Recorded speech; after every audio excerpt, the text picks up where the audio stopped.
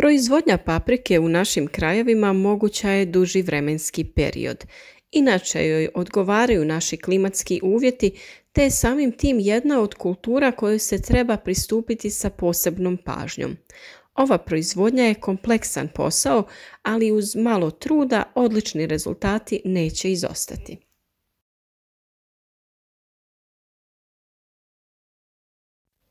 Proizvodnja presadnica se odvija većinom u klijalištima koja se zagrijavaju jer se dosta rano mora krenuti sa sijanjem ove kulture. Polovina februara je optimalno vrijeme za sijanje paprika zato što je njoj potrebno nešto više vremena da iznikne. Proizvodnja počinje odabirom hibrida, supstrata i načina sadnje. Način sadnje može biti s pikiranjem rasada ili bez pikiranja. Kod uzgoja sa pikiranjem vrijeme sjetve je nešto ranije u odnosu na uzgoj bez pikiranja. Sjeme se prvo može pripremiti naklijavanjem i poticanjem na razvoj. Pričali smo već o kupki od kamilice u kojoj se sjeme drži od 12 do 24 sata. Tako će vam se odmah pokazati i postotak klijavosti sjemena. Ono loše sjeme će plutati na vrhu i slobodno ga možete baciti, a svo ono na dnu je zdravo i može se koristiti. Nakon toga sjeme se može ostaviti u namočenim papirnim salvetama gdje će za 2 do 3 dana proklijati ukoliko se bude održavala optimalna temperatura oko 25 stepeni. Prilikom sjetve bitno je napomenuti da treba koristiti namjenski supstrat za sijanje sjemena.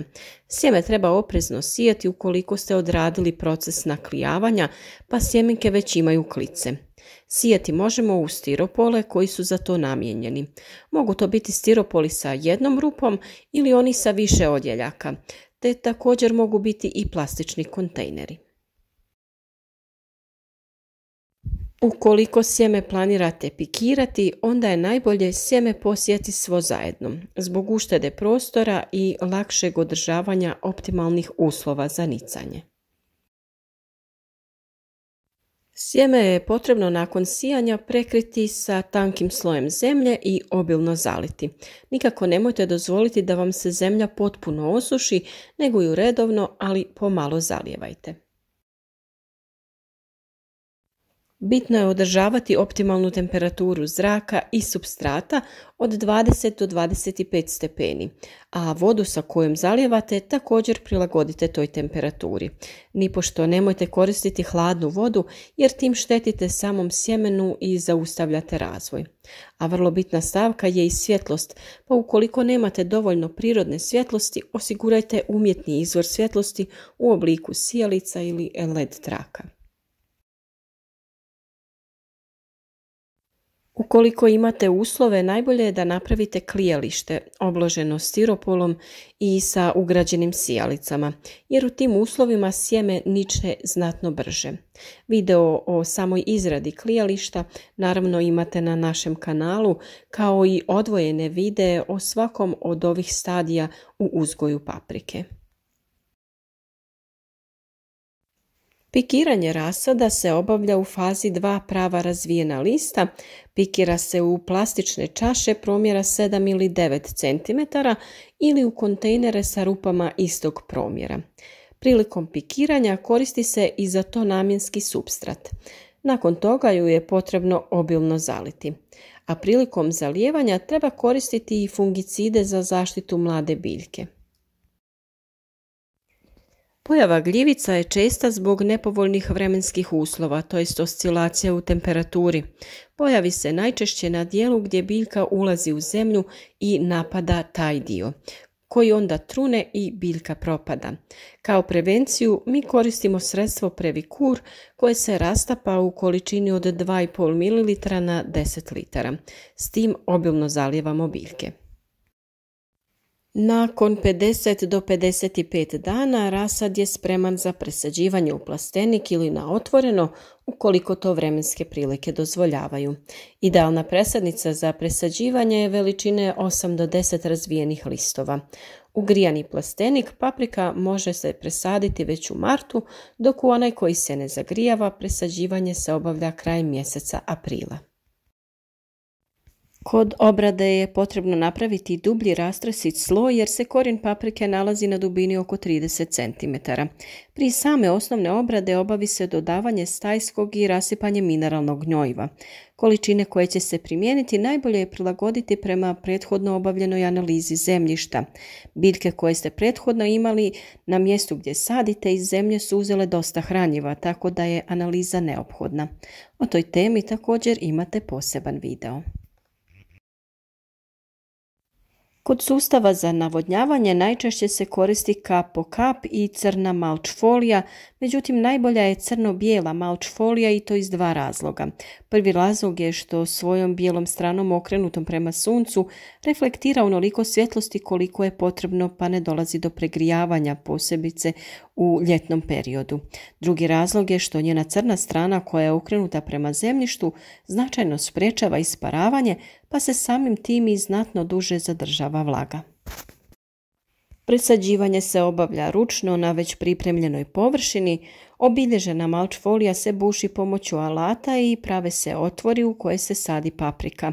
Međuredni razmak je od 35 do 45 cm, a razmak između biljaka je od 25 do 35 cm, dok je dubina sadnje oko 10 cm. Redni razmak prvenstveno ovisi od sustava uzgoja i konstrukcije plastenika, to jest da li ima bočno provjetravanje ili ne. Kod presađivanja treba izbjegavati periode dana s najvišom temperaturom, najbolje vrijeme za sadnju su rani jutarnji i kasni popodnevni sati. Česta je pojava polijeganja rasada, a do ove pojave može doći zbog nekoliko razloga, prvenstveno zbog prekomjerne vlage, slabog provjetravanja i u nekim slučajevima zaraženog supstrata. Zato se preporučuje dezinfekcija plastenika i opreme prije početka sezone. Prilikom sadnje u plastenik direktno u zemlju također preporučujemo ponovnu upotrebu sredstva Previkur prilikom prvog zalijevanja. Prvo navodnjavanje se obavlja odmah poslije presađivanja rasada. Paprika ima slabo razvijen korijenov sustav, a veliku nadzemnu masu, tako da joj je potrebno dosta vode. Radi bržeg ukorijenjavanja, zalijevanje treba obaviti toplom vodom temperature 25 do 30 stepeni. Intervali i norme zalijevanja se povećavaju sa fazama razvoja biljke. Najviše vode je potrebno u periodu punog plodonošenja, a to je u julu i augustu. Vrijeme i količina prihrane se određuje u skladu s fazama razvoja biljke. U prvoj fazi, mjesec dana od presađivanja, prihrana se obavlja jednom sedmično formulacijom koja ima najviše fosfora, koji je jako bitan za ukorenjavanje biljke i razvoj stabljike. Kod vodotopivih đubriva srednji broj označava fosfor, pa gledamo da je on najviše zastupljen. U drugoj fazi, od mjesec dana starosti do zametanja prvih plodova, prihranjuje se 2 puta sedmično formulacijom u kojoj su svi elementi ravnomjerno zastupljeni.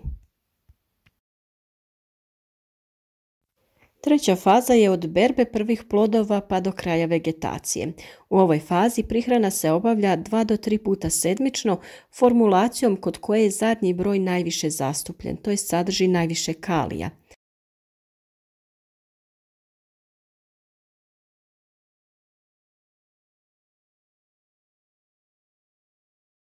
Svakih 7 do 10 dana prilikom navodnjavanja treba obaviti gnojidbu kalcijem radi sprječavanja pojave truleži.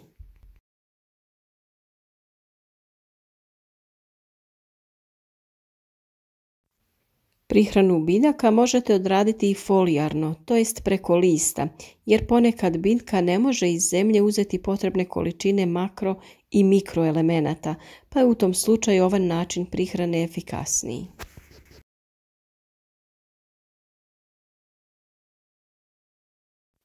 Vrlo bitan korak je i održavanje stabljike. Paprika ima dosta bujnu krošnju, pa ju je potrebno prorjeđivati da bi plodovi bili što krupniji i kvalitetniji. To najčešće radimo tako što formiramo 2 ili 3 glavne grane te redovito skidamo viškove izdanaka, a po potrebi i višak cvjetova.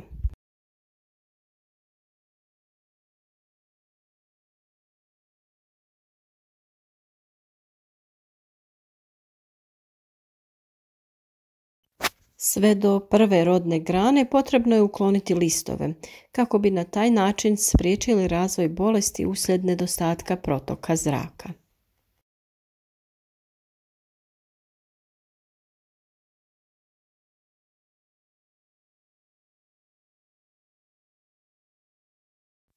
Papriku vežemo špagom tako što je privežemo ispod račve, te je omotavajući oko grana vežemo za konstrukciju u plasteniku.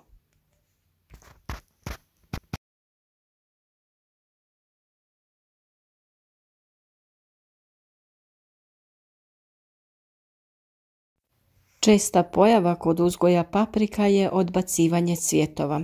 To je posljedica previsokih temperatura i nemogućnosti oprašivanja cvjetova. Iz tog razloga papriku nekad treba oprašiti na umjetni način tako što je lagano protresemo, ali poželjno ipak da to urade kukci ili vjetar. Zbog toga treba otvarati plastenik kad god je pogodna prilika.